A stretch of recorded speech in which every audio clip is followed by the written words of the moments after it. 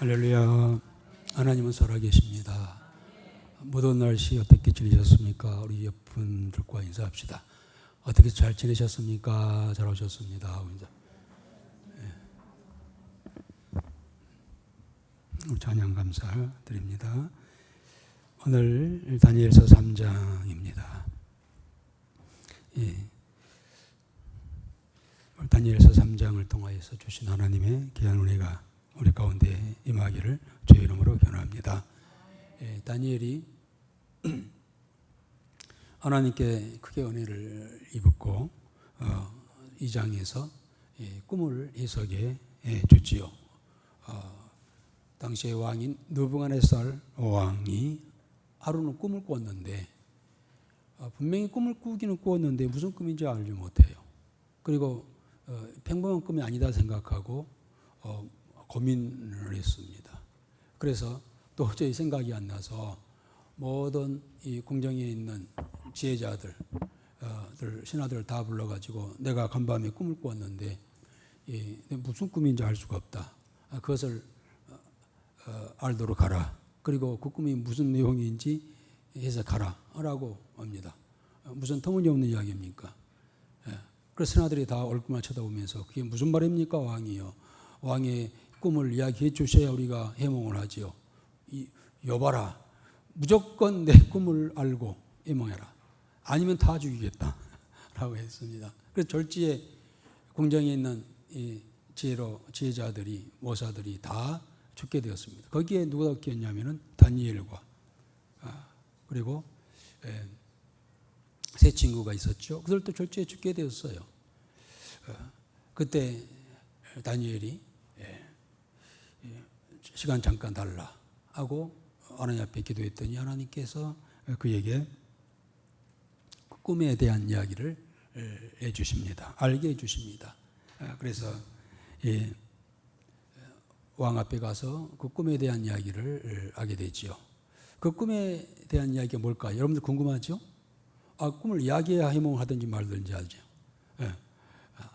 그런데 여러분들 또 많이 궁금하실 거예요. 자, 이런 꿈이었습니다. 한번 자, 왕이 잠을 잤는데 큰 신상이 앞에 딱 서 있는 거예요. 보니까 자세히 보니까 다니엘이 해몽하는 겁니다. 다니엘서 2장에서 보니까는 이 머리는 금이요, 가슴은 팔과 함께 은이요, 그리고 이 허벅지 허리는 동입니다. 그리고 허벅지와 다리는 뭔가요? 쇠로 되어 있고, 그리고 자세히 보니까 발과 발가락을 보니까 쇠와 흙이 함께 그렇게 섞여져 가지고 발과 발가락을 이루고 있는 거예요. 그게 뭔가 하고 왕이 묻습니다. 그랬더니 왕이요, 하나님의 역사가 이렇게 되어질 겁니다. 지금 왕은 왕께서 꾸었던 그 신상의 제일 머리, 금으로 된 이 머리 부분입니다. 지금은 당신 왕께서 가장 세계 최고의 왕입니다. 그러나 후로 얼마 있지 않냐면은 다른 나라가 세워질 겁니다. 소위 페르시아죠. 사실 바벨론은 역사가 70년뿐이 안 가요. 70년 후에 페르시아에게 망합니다. 페르시아에게. 그러나 페르시아도 오래가지 못합니다. 은을 상징하는 이 페르시아, 그리고 다음에 이제 헬라의 알렉산더가 나와서 세계를 지배하지요. 그리고 알렉산더도 오래가지 못합니다. 그리스도 오래가지 못합니다. 그리고 나중에 쇠처럼 강한 세력이 나타날 겁니다. 거기는 바로 로마지요. 로마가 또 전 세계를 지배하게 될 것을 이야기합니다. 그리고 발과 발가락에 보니까는 쇠와 흙으로 되어 있는데 보니까 쇠와 흙은 서로가 뭉쳐지지가 않죠. 자, 이것을 보았나이다. 그 무언가. 그래서 이제 앞으로 역사가 하나님 역사가 이렇게 될 것입니다. 라는 이야기를 하면서 지금 당신은 왕입니다. 세계 최고의 왕입니다. 우쭐 했겠죠.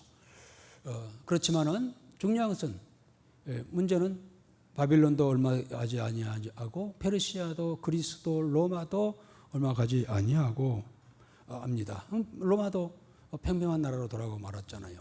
이 시대에는 열국의 시대, 열발가락 시대라고 할 수 있겠죠. 로마 이후로 이 세상은 지금까지는 이 열발가락 시대, 열국의 시대라고 할 수가 있겠습니다. 그런데 이 열국의 시대인 이 시대에는 그 성경 2장에 보면은요, 쇠와 흙이 이렇게 하나 되지 않는 것처럼 세상은 그렇게 될 것을 이야기를 말하죠. 섞이지 않는다는 겁니다. 오늘날 그렇잖아요. 동과 서가 나누어져 있고요. 공산주의와 민주주의가 나눠져 있고, 사회주의와 자본주의가 나눠져 있고요. 그리고 보수와 진보가 나누어져서 절대 섞이지 않아요. 우리 정치계를 보면서 왜 여당 야당은 맨날 저렇게 싸울까? 진보와 보수와 진보잖아요. 절대 합혀지지가 않아요. 이게 세상입니다. 어쨌든 이렇게 세상은 되지만은 중요한 것은 포인트가 뭐냐면은요, 이제 이어지는 말씀이죠. 하늘로부터 이 뜨인 돌, 여기 개역 성경에는 뜨인 돌로 나왔습니다. 손대지 다듬지 아니하는 돌이 하나 날아오더니 이 모든 것을 깨어 부쉈습니다. 부쉈다는 거예요. 그리고 그 뜨인 돌이 뜨인 돌이 누굴까요? 반석이신 예수님이시죠. 주의 심판의 날로 인하여서 세상이 다 깨어지고, 그리고 영원한 주의 나라가 세워질 겁니다 라는 이야기를 합니다. 그러니까 사실 여러분 다니엘서는요, 구약의 계시록이라고 그렇게 얘기합니다. 물론 6장까지는 여러분 다니엘과 세 친구가 왕궁에서, 바빌론 왕궁에서 있어졌던 이야기가 기록이 되어 있어요. 실질적인 이제 계시록이라고 할 만큼의 내용은 7장부터 이어지고 있는데요. 이 6장까지는 전체적인 이야기라고 할 수가 있겠습니다. 그래서 이 신상 하나를 느부갓네살 왕이 꾸었던 꿈 하나로도 언제부터 언제까지 이야기하고 있습니까? 사실 바빌론부터, 그러니까 BC 600년부터 시작해가지고 지금까지 한 2500년 이야기를 하고 있고요. 그리고 이제 열발가락에 대한 이야기, 열국의 나라에 대한 이야기를 하고 있습니다만은 그까지가 2500년의 역사를 이야기하고 있고, 저 그림 하나가 2500년 이야기를 하고 있고요. 그 후로 이제 뜨인 돌이 날아와서 모든 것을 깨뜨리고 주의 나라가 서게 될 것에 대한 이야기는요, 천년왕국까지 이야기가 되어지고 있지요. 물론 이제 7장, 8장, 9장 가서 9장에 가가지고 70일의 비밀을 이야기를 하죠, 다니엘이. 그것은 이제 천년왕국 지나서 하나님의 나라, 영원한 하나님 나라까지 이야기하는 그런 신비하고 신령한 이야기들이, 감추었던 비밀이 다니엘서를 통해서 다 열리게 됩니다. 자, 그래서 이 다니엘과 세 친구는 포로로 잡혀갔지만은 이 일로 인하여서 다니엘은 세계 최대 나라의 강대국인 바빌론의 2인자가 되었고, 세 친구는 지방의 지도자들이 다 되었던 것이죠. 그들은 우리가 생각할 때 그래요. 왜 그들은 그 70년 포로 생활 속에서 바빌론에 대해서 저항하거나 또 독립운동하지 않았습니다. 왜 그랬을까요? 그들은 과거에 이사야나 에레미야나 에스겔을 통하여서 왜 우리가 이렇게 포로로 잡혀가야 되는가를 수없이 많이 들었습니다. 지금 사실 다니엘은요, 에스겔과의 동시대의 사람입니다. 에스겔이 에스겔서 48장을 통하여서 하는 이야기가 그거잖아요. 또 그 앞에 에레미야서를 통하여서 우리가 우리가 지은 죄로 인하여서 이대로 우리가 하나님께서 놔둘 수 없어서 우리의 죄를 다시 속해 주시는, 또 우리가 하나님의 사람으로 다시 새로운 모습으로 세워주시기 위하여 우리를 영광로와 같은 그러한 시련의 과정을 겪게 하셨다. 그가 바로 바벨론이고, 그래서 우리는 바벨론을 통하여서 어떤 면에는 국가적인 수치가 아닐 수가 없지만, 그러나 우리가 바벨론의 포로로 잡혀가가지고 거기서 우리가 다시 재생을 해야 된다. 신앙의 재생운동을 해야 된다. 그 과정에서 하나님께서는 바벨론을 사용하셨고 느부갓네살 왕을 사용하셨다. 그러니 우리가 겸손히 바벨론에 들어가야 한다라는 이야기를 이사야부터 시작합니다. 에레미야는 그 이야기하다가 뺨도 맞고 침뱉음도 맞고 옥에도 갇히고 수없이 많이 죽을 뻔했잖아요. 에스겔도 초창기에 그 이야기입니다. 그래, 알고 보니까 우리가 국가적인 비극이라고 생각하지만 이것은 하나님의 섭니다. 바빌론에 들어가서 우리가 잘못된 것들을 다시 기억하고 회개하고 철저히 다시 재생하여 다시 하나님의 사람으로 거듭나게 하시고자 하는 것이 하나님의 섭니다, 뜻이다 라는 이야기를 수없이 많이 합니다. 그래서 이 사실을 알은 이제 다니엘과 세 친구들과 아까 말씀드렸죠. 바빌론 포로에 잡혀가지고 그들은 저항운동하지 않았어요. 독립운동하지 않았어요. 오히려 이것이 하나님의 뜻이다라고 하는 것을 알았기 때문에 겸손히 그들은 환경을 받아들였고, 또 무엇보다도 하나님께서는 그렇게 하시죠. 이스라엘 백성들이 포로로 처음에 잡혀갈 때 하나님은 우리를 버리셨어. 이게 그들의 하소연이잖아요. 왜 하나님께서 우리를 택하셔가지고 선민을 만드셨는데 왜 우리를 버리십니까? 라고 하는 것이 그들의 하소연 아니었습니까? 하나님은 죽으셨습니까? 아니면 어디 소풍 가셨습니까? 우리 민족이 이렇게까지 어려움을 당하고 있는데도 가만히 보고만 계십니까? 하면서 얼마나 울부짖습니까? 그래서 많은 사람들이 우리는 끝났어. 우리 민족은 끝났고 하나님은 우리를 버리셨고, 아니 하나님은 죽으셨을 거야. 없어. 라고까지 생각한 그들을 향하여서 하나님께서는 이런 사건들을 통하여 하나님은 여전히 살아계시고 역사하시고 계시다고 하는 것을 알려주시는 그런 부분입니다. 그리고 이스라엘 민족들에게, 백성들에게 다시 힘과 소망을 불어넣어주는, 그 가운데서도 하나님은 살아계시다라고 하는 것을 알려주시는 사건들입니다. 오늘 이제 2장에서도 다니엘을 통하여서 하나님의 그러한 앞으로 있어질 적어도 현재까지 2500년 이야기가 저 신상을 통하여서 보여주었고, 그리고 아까 말씀드린 것처럼 발과 발가락의 쇠와 이 흙이 이제 섞이지 아니한다는 이야기를 하면서 이 시대가 그런 시대예요. 그렇지만은 또 인도를 인하여서 완전히 다 깨어지고 부서지고 하게 될 것이라고 하는 것을 이야기하죠. 2장 35절에 제가 한번 읽어볼게요. 그때에 쇠와 진흙과 녹과 은과 금이 다 부서져 여름 타작 마당에 겨같이래요.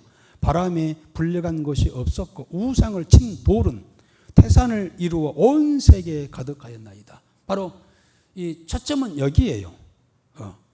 뭐 금의 바빌론, 메데바사, 그리스, 로마 열국이 아니라 하나님께서 다니엘을 통하여서 하시고자 하는 말씀은 바로 35절 마지막 부분, 우상을 친 돌은 태산을 이루어 온 세계에 가득하였다. 이것은 주의 나라를 천년왕국에 대한 이야기를 하시죠. 이게 포인트예요. 그런데 이제 이 사실을 알지 못한 느부갓네살 왕은요, 굉장히 우쭐했겠죠. 내가 세계 최고야 라는 그러한 우월감을 가졌겠죠. 그리고 이제 이 모든 꿈을 해석해주고 알게 해주고 해석해주는 이 다니엘과 그의 세 친구를 높이 들어서 국무총리로 또 지방의 도지사로 다 세워서 오히려 바벨론 나라를 다스리게 만드는 그런 과정이 2장에서 있었습니다.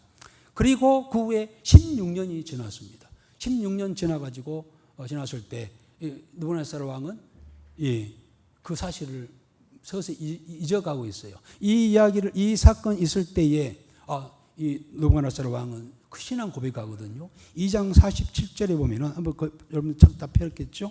47절 한번 읽어볼까요? 2장 47절 뭐라고 그가 신앙 고백했을까요? 다 같이 읽어봅시다.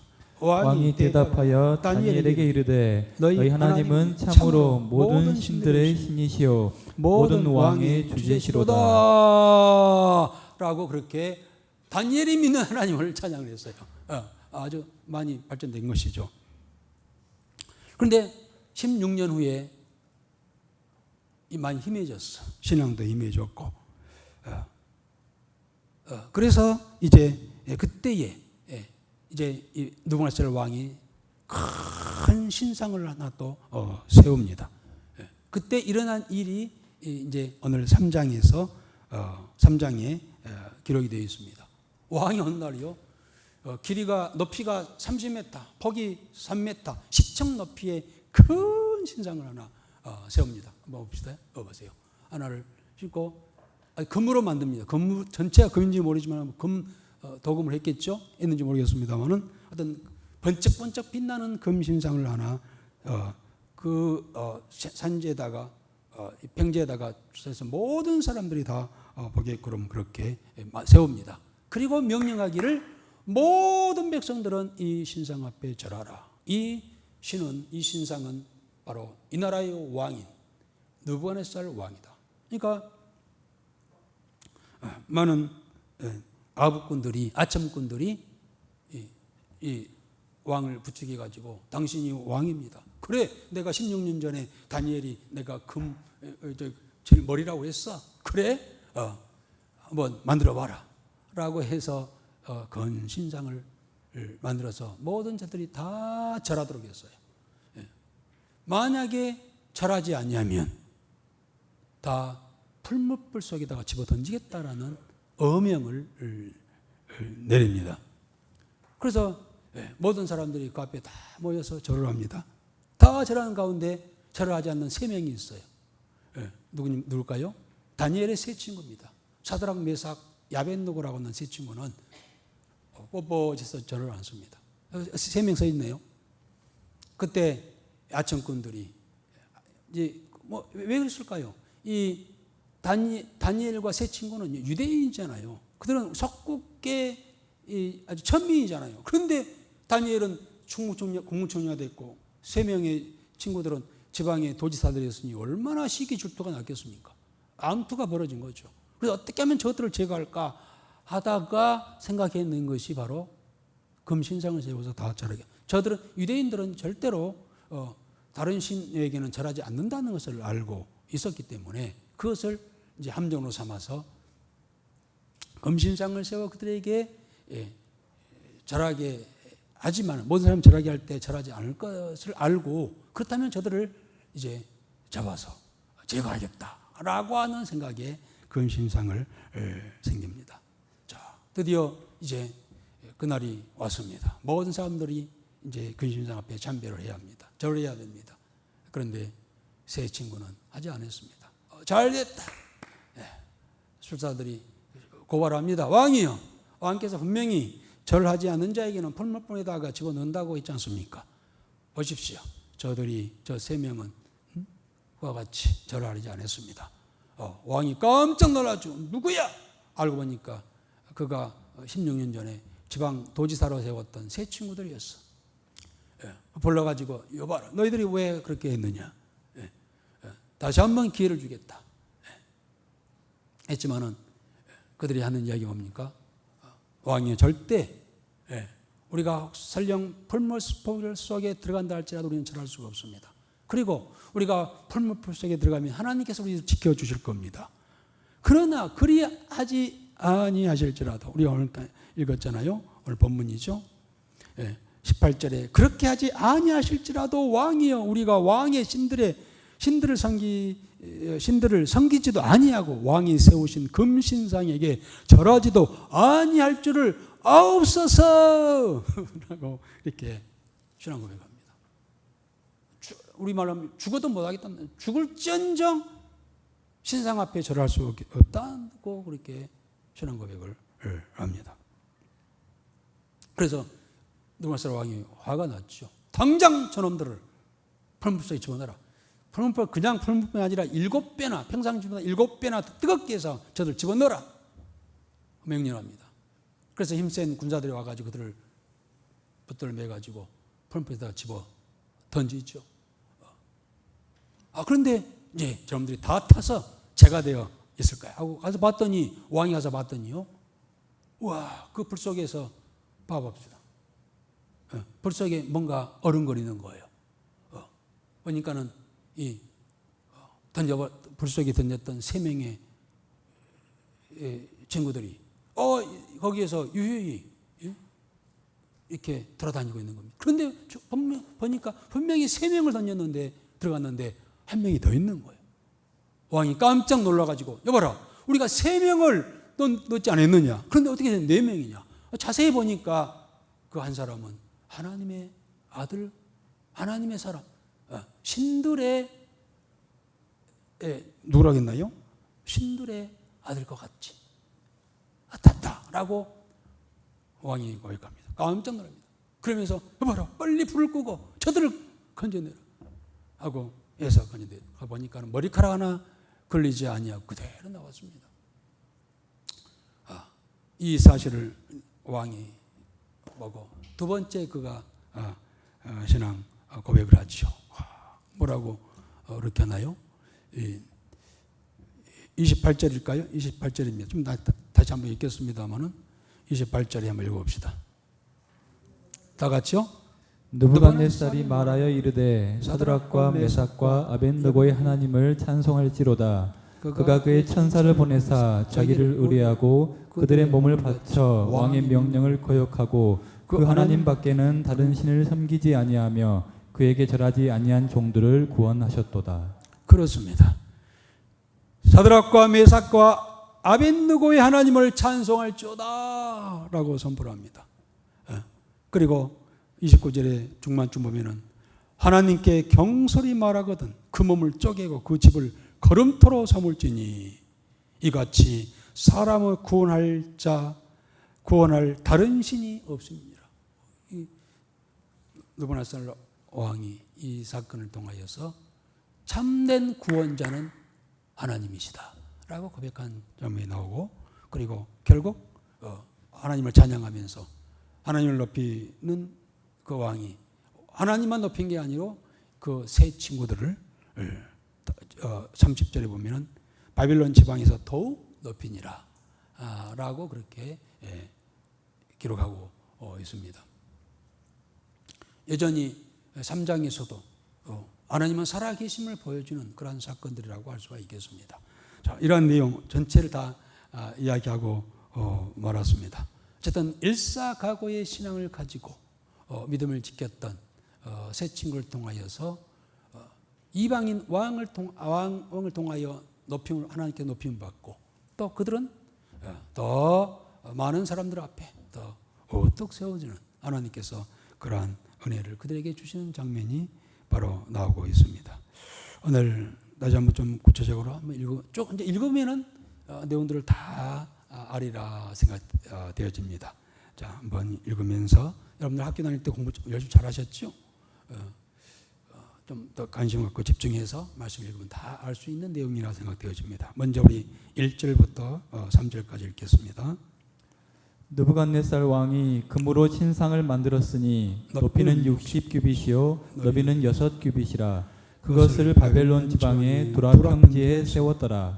느부갓네살 왕이 사람을 보내어 총독과 수령과 행정관과 모사와 재무관과 재판관과 법률사와 각 지방 모든 관원을 느부갓네살 왕이 세운 신상의 낙성식에 참석하게 하매, 이에 총독과 수령과 행정관과 모사와 재무관과 재판관과 법률사와 각 지방 모든 관원이 느부갓네살 왕이 세운 신상의 낙성식에 참석하여 느부갓네살 왕이 세운 신상 앞에 서니라.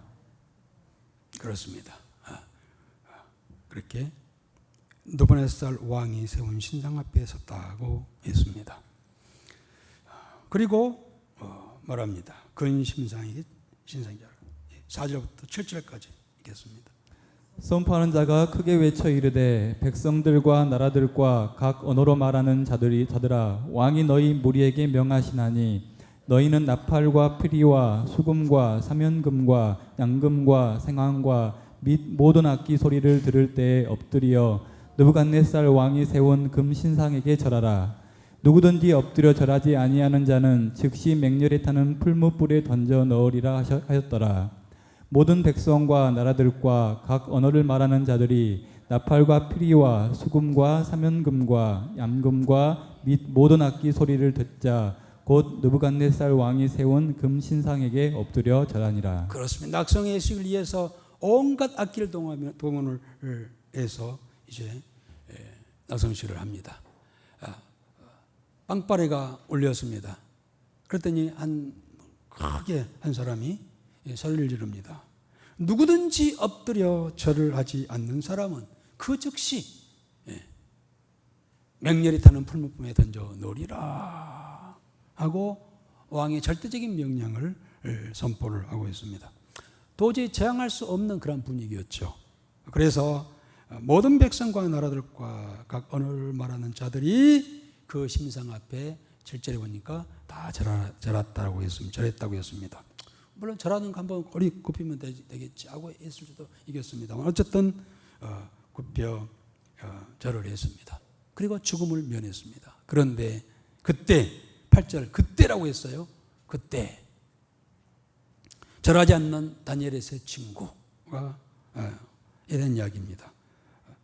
이때 다니엘은 보이지 않아요. 하나님께서 다니엘을 이익에서 이게 처지 않게 어딘가를 보내셨는지 모르겠습니다만 다니엘은 나오지 않아요. 세 친구만 나옵니다. 8절에서 12절까지. 그때 어떤 갈대아 사람들이 나와 유다 사람들을 참소하니라. 그들이 느부갓네살 왕에게 이르되 왕이여 만수무강하옵소서. 왕이여 왕이 명령을 내리사 모든 사람이 나팔과 피리와 수금과 사면금과 양금과 생황과 및 모든 악기 소리를 듣거든 엎드려 금 신상에게 절할 것이라. 누구든지 엎드려 절하지 아니하는 자는 맹렬히 타는 풀무불 가운데 던져 넣음을 당하리라 하지 아니하셨나이까. 이제 몇 유다 사람과 사드락과 메삭과 아벳느고는 왕이 세워 바벨론 지방을 다스리게 하신 자이거늘 왕이여 이 사람들이 왕을 높이지 아니하며 왕의 신들을 섬기지 아니하며 왕이 세우신 금신상에게 절하지 아니하나이다. 그렇습니다. 다 엎드려 절했지만 말뚝처럼 우뚝 서 있는 세 사람이 있었습니다. 이들은 다니엘의 세 친구 사드락과 메삭과 아벳느고였습니다. 이들은 왜 그랬을까요? 그들은 철저히 어렸을 때부터 부모로부터 신앙 교육을 받았습니다. 10계명 2계명의 두 번째 계명이 뭡니까? 우상을 만들지 말고 우상 앞에 절해서는 안 된다는 것을 어렸을 때부터 교육을 받았습니다.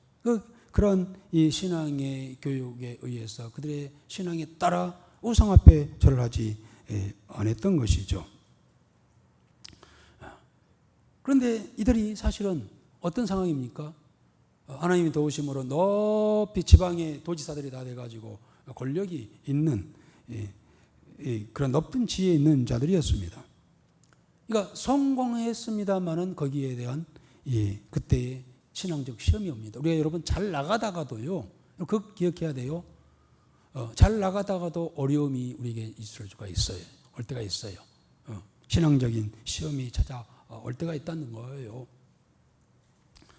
물론 이들은요, 좀 세상에 가질 수 있는 모든 권세와 부와 명예가 다 있었기 때문에 세상을 좋아하고 세상을 사랑할 수가 있었겠죠. 자만하고 이 세상에 그렇게 만족해 할 수도 있었을 겁니다. 그때 그들에게 신앙의 시험이 찾아왔다는 것이죠. 그리고 그들은 얼마든지 타협할 수도 있어요. 상황이 그럴 수밖에 없었어. 너무나 강압적이고 분위기와 안 하면 다 죽는데 어쩔 수 없이 했어 라고 특별히 이들은 공무원이잖아요. 공무원이 국가가 하라는 것을 하지 아니하면 안 되지 않는가 하면서 이유를 댈 수도 있을 것이고요. 아이고 그거 의식이야 의식. 한번 이렇게 고개 숙이는 게 뭐가 잘못됐겠어? 그 의식이요. 라고 하면서 이런저런 이유를 대면서 핑계대고 또 적당하게 타협할 수도 있었을 거예요. 그런데 이들은 결코 그런 그들의 신앙을 굽히지 않았다고 하는 사실입니다. 여러분, 이들이 이제 물론 왜 그랬을까요? 물론 자기들의 신앙이었습니다만은 분위기로 봤을 때 자기들을 시기 질투하는 자들의 모함이었다는 거예요. 그런 인간적인 그러한 계획 속에 속지 않겠다고 하는 그런 다짐도 있었겠죠. 어쨌든 간에 그들이 왕 앞에 참소, 고발 당했다는 거예요. 자, 거기에 대해서 이들은 어떻게 대처했을까요? 우리 13절부터 15절까지 한번 읽어봅시다. 느부갓네살 왕이 노하고 분하여 사드락과 메삭과 아벳느고를 끌어오라 말하매 드디어 그 사람들을 왕의 앞으로 끌어온지라. 느부갓네살이 그들에게 물어 이르되 사드락 메삭 아벳느고야 너희가 내 신들을 섬기지 아니하며 내가 세운 금 신상에게 절하지 아니한다 하니 사실이냐? 이제라도 너희가 준비하였다가 나팔과 피리와 수금과 사면금과 양금과 생황과 및 모든 악기 소리를 들을 때 내가 만든 신상 앞에 엎드려 절하면 좋거니와 너희가 만일 절하지 아니하면 즉시 너희를 맹렬히 타는 풀무불 가운데 던져 넣을 것이니 능히 너희를 내 손에서 건져낼 신이 누구이겠느냐 하니. 그렇습니다. 그를 보니까 고발당해가지고 잡혀온 그를 보니까 그 세 친구예요. 16년 전에 다니엘과 그들을 높이 사서 이렇게 높은 간직에다 세웠던, 다시 말하면은 느부갓네살 왕이 사랑했던 그런 자들 아니었겠습니까? 두 말 없이 당장 쳐 넣어야 되겠지만 한번 기회를 주는 장면이 나오죠. 특별한 호의를 그들에게 베풉니다. 뭐라고 합니까? 지금이라도 한 번만 절해라. 용서해 주겠다. 라고 그렇게 이야기하고 있습니다. 이게 참 이제 유혹이죠, 미혹이죠. 우리도 한 번만 내 신앙의 이 상황에서는 절대 가서는 안 되고 먹을 수도 없고 마셔서도 안 될, 해서도 안 될 그런 일들이 우리에게 찾아올 때가 있지요. 그때 우리 마음속에서 어떤 이야기를 합니까? 한 번만, 이번만, 이게 딱 해서 뭐 누가 라고 하는 그런 해유책이 우리에게 찾아오는 것을 우리 생활 속에서 우리가 느낄 수가 있지요. 여러분, 그렇습니다. 세상은요, 하나님만 섬기면은 뭔가 손해나고 망하게 될 거라고 하는 그런 두려움을 우리에게 가져다 주지요. 그러나 그들은 압니다. 타협을 하면은, 타협한 사람은 결국 하나님 앞에서 망하지만, 그러나 하나님만을 섬기는 자들은 결코 절대 망하지 않는다는 것을 그들이 알고 있고 믿고 있었던 그런 부분이었죠. 자, 그래서 우리 해유책을 와가지고 이제라도 한 번만 절하면 내가 살려주겠다라고 했던 왕 앞에 16절 18절입니다. 그들의 대답입니다. 읽어봅시다. 사드락과 메삭과 아벳느고가 왕에게 대답하여 이르되 느부갓네살이여 우리가 이 일에 대하여 왕에게 대답할 필요가 없나이다.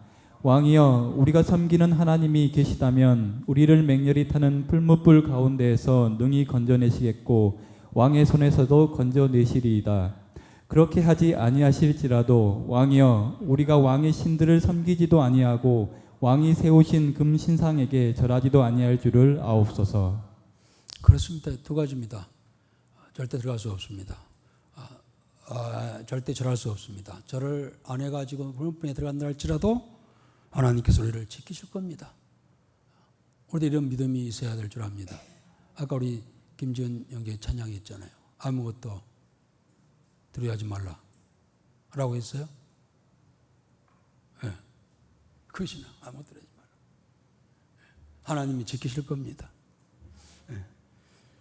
그런데 더 중요한 것은 그것은 일반적인 신앙이에요. 더 높은 신앙은 어떤 신앙일까요? 18절이죠.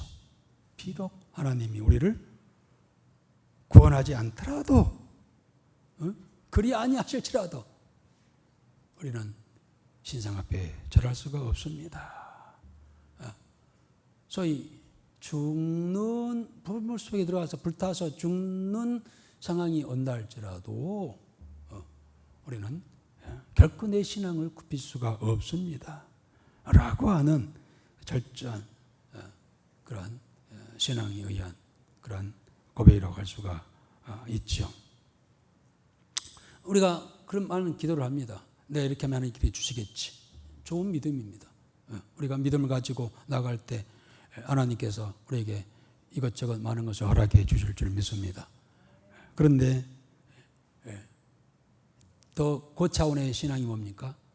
그러지 아니할지라도 현실적으로 어떤 보상이 없다 할지라도 내 신앙의 정절은 순결만큼은 내가 더럽힐 수가 없습니다 라고 하는 것이 높은 신앙의 모습일 줄 믿습니다. 성경에 그런 인물들이 몇 분, 대부분의 신앙인들이 다 그거예요. 성경에 나와 있는 대부분의 신앙인들이 그런 신앙을 가지고 있습니다. 대표적인 인물이 바로 엽기서 나오는 욥의 신앙이죠. 하나님에 대한, 하나님을 향한 순전한 믿음이 그에게 있었잖아요. 하나님께로부터 많은 축복을 받았습니다. 그런데 하루아침에 다 없어졌습니다. 그래서 많은 사람들이 비난합니다. 그러나 그의 고백은 뭡니까? 주신 이도 하나님이시여 취하신 이도 하나님이시다. 내가 할 수 있는 일은, 내가 할 일은 그 하나님을 찬양하는 일이 내 본분이다 라고 하면서 하나님을 향한 절대 믿음을 지켰습니다. 그때 욥기서 42장에 가면은 변화되는 그러한 은혜와 복을 그에게 또 주시는 장면이 나옵니다. 그리고 하박국 선지자, 우리가 너무 잘 알고 있는, 우리나라는 하박국 선지자, 그리 아니하실지라도, 찌라도라는 단어가 나오면 우리 김미연 장로님 나오죠. 생각이 나요. 저한테 우리 김장로님은 목사님 나는 찌라도입니다. 찌라도. 뭐가 찌라도요? 그리 아니하실지라도. 하박국 선지자의 신앙을 본받고 싶어요. 무화과 나무가 무성치 못하고 포도나무에 열매가 없고 감람나무에 소출이 없으니 밭에 식물이 없고 우리의 양이 없고 애양간에 썩어 없을지라도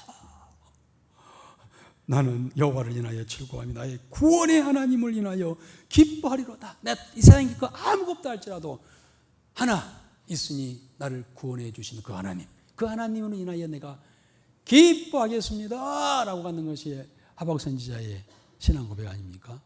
찌라도 하나님은 내게 필요한 것을 다 주시고 안전을 보호해 주시고 하시는 분이시지만 설령 이 땅에서 현실적으로 그러한 것이 없다 할지라도 나는 나의 구원의 하나님을 바라보고 그를 찬양하며 그를 높이며 그 믿음으로 살아가겠습니다 라고 하는 것이 바로 높은 단계의 고차원의 신앙의 모습인 줄 믿습니다. 오늘 사드락과 메삭과 아벳느고의 신앙이 그거예요. 어쩌면 그럴 수 있어 라고 할지 모르겠습니다만 당장 풀 속에 던져지는 상황 속에서 어떻게 그럴 수 있을까? 그것은 이들은 그 더 높은 차원의 그런 신앙의 모습을 가지고 있었기 때문에 그랬죠. 우리가 이 세 친구는 그 세상 그 어떤 이미 높은 간직이 있었고 세상의 부귀영화도 누리고 있잖아요. 그러나 그거 많은 사람들은, 대부분 사람들은요 세상 부귀영화를 누리면요 하나님을 떠납니다. 여러분들 제가 우습게로 잠깐 가끔 이야기하잖아요. 우리 차가병 집사님에게 1,000억이 있다. 그럼 지금 이 자리에 앉아 있겠어요? 어디 있어? 우리 김태형 집사님, 1,000억을 가졌다. 이 자리에 있겠어? 경찰서장이 되었다. 제일 높은 경찰서의 제일 총경인지 됐어. 그럼 이 자리에 있겠어요? 청와대에 가 있을 수도 있을 것이고, 애들 데리고 저 하와이에 가 있을 수도 있을 것이고. 장로님, 그냥 1,000억이 있으면 이 자리에 앉아 계시죠? 한번 생각해봐요. 내가 1,000억 너무 적은가? 이 세 친구도 얼마든지 그럴 수 있었어요. 높은 세상의 권세 자리에 있었고 부귀영화를 가지고 있었고 그랬지만은 그건 사랑의 대상이 아니다는 거예요. 오직 그들이 사랑한 것은 하나님 한 분이었다는 거예요. 이 믿음이 우리에게도 있어지기를 주의 이름으로 축복합니다. 그 이야기를 우리가 신약 성경에 가봅시다. 예수님께서도 그 이야기를 하잖아요. 요한복음 14장 21절 한번 읽어봅시다. 다 같이요. 나의 계명을 지키는 자라야 나를 사랑하는 자니 나를 사랑하는 자는 내 아버지께 사랑을 받을 것이요 나도 그를 사랑하여 그에게 나를 나타내리라. 나의 계명을 지키는 자라야 나를 사랑하는 자다 했어요. 이들은 하나님을 사랑하기 때문에 무슨 계명을 지켰습니까? 하나님 말씀하신 우상을 만들거나 절하지 말라는 그 말씀을 지켰어요. 왜요? 하나님을 사랑했기 때문에요. 우리가 하나님을 사랑한다면서 엉터리로 그냥 사랑하면 그 하나님 사랑한 것이 아니죠. 이들의 신앙은 히브리서 11장 35절 읽어봅시다. 여자들은 자기의 죽은 자들을 부활로 받아들이기도 하며 또 어떤 이들은 더 좋은 부활을 얻고자 하여 심한 고문을 받되 구차히 풀려나기를 원하지 아니하였으며 이들은 더 죽은다 할지라도 더 좋은 부활 신앙이죠. 부활 신앙. 우리는 죽어도 산다. 죽으면 천국이요. 죽으면 부활의 새 생명이다 라고 하는 부활 생명이 있었기 때문에 더 좋은 부활을 얻기 위해서 이들은 불 앞에서도 자기의 신앙을 지켜나갔던 것을 볼 수가 있습니다. 그리고 예수님께서 마태복음 10장 28절에서 말씀하시죠. 몸은 죽여도 영혼은 능히 죽이지 못하는 자들을 두려워하지 말고 오직 몸과 영혼을 능히 지옥에 멸하실 수 있는 이를 두려워하라. 진짜 두려워할 분은 누굽니까? 그의 몸을 죽이는 느부갓네살 왕? 아니에요. 그런 느부갓네살 왕은 우리 몸을 죽일 수는 있겠죠. 품앗이에 집어넣을 수는 있겠죠. 그러나 진짜 죽음이라고 하는 것은 영혼의 죽음, 멸망이죠. 오직 몸과 영혼을 능히 지옥에 면하실 수 있는 이를 두려워하라. 그분이 하나님이신 줄 믿습니다. 이 믿음이 그들에게 있었다는 거예요. 오늘날 또 여전히 우리가 가져야 할 절대적인 믿음, 이 믿음이 우리에게 있어야 될 줄 믿습니다. 자, 그랬더니 왕이 그들을 던졌습니다. 23절까지 읽겠습니다. 느부갓네살이 분이 가득하여 사드락과 메삭과 아벤느고를 향하여 얼굴빛을 바꾸고 명령하여 이르되 그 풀무불을 뜨겁게 하기를 평소보다 7배나 뜨겁게 하라 하고 군대 중 용사 몇 사람에게 명령하여 사드락과 메삭과 아벤느고를 결박하여 극렬히 타는 풀무불 가운데에 던지라 하니라. 그러자 그 사람들을 겉옷과 속옷과 모자와 다른 옷을 입은 채 결박하여 맹렬히 타는 풀무불 가운데에 던졌더라. 왕의 명령이 엄하고 풀무불이 심히 뜨거우므로 불꽃이 사드락과 메삭과 아벤느고를 붙든 사람을 태워 죽였고 이 세 사람 사드락과 메삭과 아벤느고는 결박된 채 맹렬히 타는 풀무불 가운데에 떨어졌더라. 7배나 더 뜨겁게 해서 이들을 집어넣으라고 했습니다. 그때 던져졌죠. 그때에 24절부터 27절까지 읽겠습니다. 그때 느부갓네살 왕이 놀라 급히 일어나서 모사들에게 물어 이르되 우리가 결박하여 불 가운데 던진 자는 세 사람이 아니었느냐 하니 그들이 왕에게 대답하여 이르되 왕이여 옳소이다 하더라. 왕이 또 말하여 이르되 내가 보니 결박되지 아니한 네 사람이 불 가운데로 다니는데 상하지도 아니하였고 그 넷째의 모양은 신들의 아들과 같도다 하고 느부갓네살이 맹렬히 타는 풀무불 아기 가까이 가서 불러 이르되 지극히 높으신 하나님의 종 사드락 메삭 아벤느고야 나와서 이리로 오라 하매 사드락과 메삭과 아벤느고가 불 가운데에서 나온지라. 총독과 지사와 행정관과 왕의 모사들이 모여 이 사람들을 본즉 불이 능히 그들의 몸을 해하지 못하였고 머리털도 그을리지 아니하였고 겉옷빛도 변하지 아니하였고 불탄 냄새도 없었더라. 아멘. 그리 아니하실지라도 절대 내 신앙의 지조를 버리지 않겠습니다 했던 그들 풀무불에 들어갔으나 하나님께서 그들을 지키고 보호하시고 오히려 불 속에서 유유히 그들과 함께하는 그런 모습을 볼 수가 있죠. 이분이 누굴까요? 바로 예수님이시죠. 우리는 예수님은 신약에만 계신지라 생각했지만요, 이미 구약에서 이런 모습으로 여러 번 나타나셨죠. 우리 이사야서 43장 2절 3절 한번 읽어보겠습니다. 내가 물 가운데로 지날 때에 내가 너와 함께 할 것이라. 강을 건널 때에 물이 너를 침몰하지 못할 것이며 내가 불 가운데로 지날 때에 타지도 아니할 것이요 불꽃이 너를 사르지도 못하리니 대저 나는 여호와 내 하나님이요 이스라엘의 거룩한 이요 내 구원자임이라. 내가 애굽을 너의 속량물로 구스와 스바를 너를 대신하여 주었노라. 그렇습니다. 이 약속의 말씀을 지켰습니다. 네가 불 가운데로 행할 때에 타지도 아니할 것이요 불꽃이 너를 사르지도 못하게 하리라 라는 약속의 말씀이 있죠. 절대 신앙을 가지고 믿음으로 살아가는 그들을 하나님께서 지켜주시는 그러한 부분이라고 할 수가 있겠습니다. 우리가 상대적으로 대충 타협하면서 살아가면은요, 하나님께서 타협해서 우리에게 주셔요. 타협될 만한 걸 주셔요. 그러나 우리가 절대적으로 우리가 절대신앙을 가지고 나아갈 때 하나님께 우리를 절대적으로 지키시는 하나님이신 줄 믿습니다. 이 사실을 본 왕은 드디어 28절, 29절을 반복합니다. 읽어봅시다. 느부갓네살이 말하여 이르되 사드락과 메삭과 아벳느고의 하나님을 찬송할지로다. 그가 그의 천사를 보내사 자기를 의뢰하고 그들의 몸을 바쳐 왕의 명령을 거역하고 그 하나님 밖에는 다른 신을 섬기지 아니하며 그에게 절하지 아니한 종들을 구원하셨도다.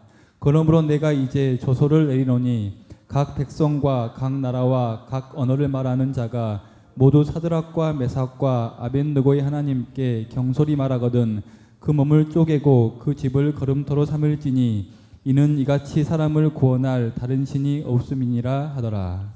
저들을 지키신 하나님을 우리 모든 백성들 다 찬양할지어다라고 왕이 선포를 이렇게 합니다. 만약에 그렇지 아니하고 하나님께 경솔히 말하거든 그를 다 오히려 죽이겠다. 오직 하나님은 우리를 구원하시는 구원자 하나님이시다 라고 대단히 놀라운 일이 아닐 수가 없어요. 여러분, 느부갓네살 왕의 신앙이 점점 성장해 갑니다. 2장에서는 뭐라고 합니까? 너희 하나님 다니엘이 믿는 하나님을 내가 찬송하겠다라고 했어요. 그런데 이제 3장에 와가 이 사건을 통하여서 그 하나님은 구원자이시다라고 이렇게 고백합니다. 그리고 이제 4장, 5장인가요? 거기에서는 드디어 완전히 이번 수요일 날이네요. 4장에 느부갓네살 왕이 완전히 개종합니다. 그리고 여호와 하나님을 믿는 믿음으로 개종하는 장면이 4장에 나와요. 점차적으로 이렇게 그의 신앙이 발전해 가는 것을 볼 수 있죠. 누구 때문에요? 절대 믿음을 가지고 있는 이러한 믿음의 사람들 때문에 영향을 받아가지고 왕이 하나님을 믿게 되고 백성들이 하나님을 믿게 되는, 그래서 하나님께서는 이러한 믿음의 사람들을 바빌론에 보내셨던 것이죠. 그리고 굳건히 신앙 지키게 가지고 굳건히 신앙 지키는 자들을 통하여서 하나님께서는 나타나시고 역사하시고 또한 그들 통하여 영광 받으시는 그 장면들이 쭉 나오고 있습니다. 그리고 이제 느부갓네살 왕은 하나님만 높인 것이 아니라 그와 같이 신앙 결단을 하고 믿음에 선 이 세 친구들을 더욱 높이는 부분이 바로 30절입니다. 한번 읽어봅시다. 왕이 드디어 사드락과 메삭과 아벳느고를 바벨론 지방에서 더욱 높이니라. 그렇습니다. 왕은 하나님만 높이지 않았습니다. 믿음의 절기를 지켰던 사드락과 메삭과 아벳느고를 높여주셨고 왕은 그들을 이 바빌론 지방에 더 번영을 누리도록 그렇게 허락을 한 것을 볼 수가 있습니다. 여러분, 우리는 이 세상이 사실은요 제약의 영광로라고 할 수가 있겠습니다. 이 시대가요. 우리가 이 세상은 우리를 그러한 믿음을 지켜 나가도록 하지 않습니다. 이런저런 모양으로 우리를 유혹하고 미혹하고 있습니다. 우리가 절대 신앙을 가지고 살아가면은요 불이익을 당할 것이라는 그러한 두려움 속에 우리가 살아가기도 하지요. 그러나 타협하면 믿음의 순결을 잃을 수밖에 없습니다. 그러나 우리가 절대 믿음을 가지고 나갈 때 하나님께 절대 지키시는 그러한 은혜가 있게 될 줄 믿습니다. 이러한 믿음이 오늘 또는 우리 남은 생활 속에 어떠한 상황 속에서도 이 세 친구들과 같이 지켜나가 우리를 통해서 하나님을 높이고 또한 이 땅에 살아있는 동안 하나님께서 우리를 번영을 해주시는, 번영의 축복을 주시는 그러한 은혜를 받고 누리며 살아가는 우리 모두가 되어지기를 주 이름으로 기원합니다. 아버지 하나님이 오늘 모든 날씨지만 주의 말씀을 사랑하고 사모하여 자리찾으하여 오늘도 다니엘 3장을 통하여 새 친구들의 절대적인 신앙, 그리 아니하실지라도라고 하는 그런 신앙을 다시 한번 듣게 하시고, 이 세상은 마치 제약의 영광로가 타로든 시대에 살고 있는 저희들 절대 신앙을 가지고 살아가게 하여 주시옵시고, 타협하면 믿음의 순교를 잃고 믿음의 능력을 체험할 수 없지만 절대 믿음을 가지고 나갈 때 하나님께서 지키시고 보호하시고 역사하신다고 하는 사실을 우리가 알고 믿음에 있어서 나아가는 우리 모두가 되게 하시고, 순간순간 생활 속에 하나님의 살아계심을 체험하는 우리 모두가 되게 하여 주옵소서. 예수님의 이름으로 기도드리옵나이다. 아멘. 우리 다 일어나셔서 살아계신 주 찬양드리겠습니다.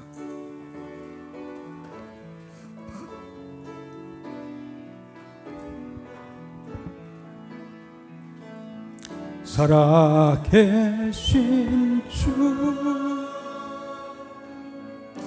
나의 참된 소망, 걱정 근심 전혀 없네. 사랑의 주, 내 갈 길 인도하니 내 모든 삶의 기쁨 늘 충만하네.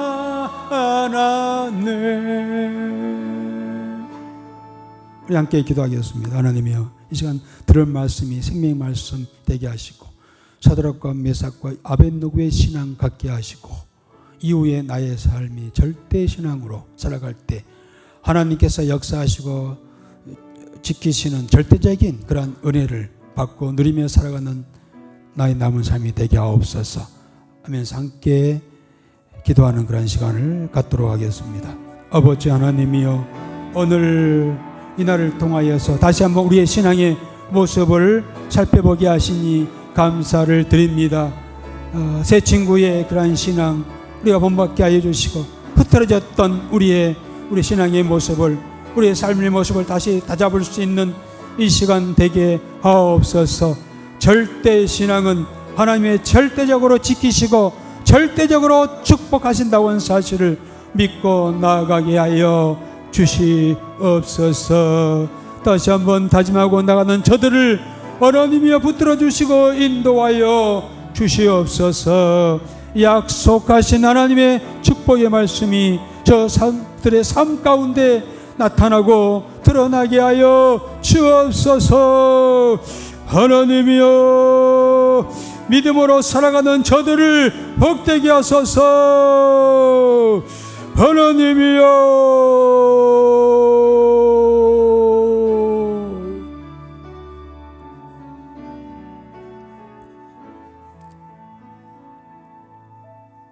이제는 참 생명이 되신 예수 그리스도의 은혜와 하나님의 무한하신 사랑하심과 성령님의 감동 감화 함께 하신 은혜가 오늘도 모여 주를 찬양하며 새 친구의 신앙을 가지고 남은 삶을 살아가겠다고 다짐하고 돌아가는 저들의 머리에와 저들의 가정과 섬기는 이 교회와 이 지역에 아직 믿지 않는 많은 영혼들과 이 민족 위에 이제부터 영원토록 함께 하시기를 간절히 축원하옵나이다. 아멘.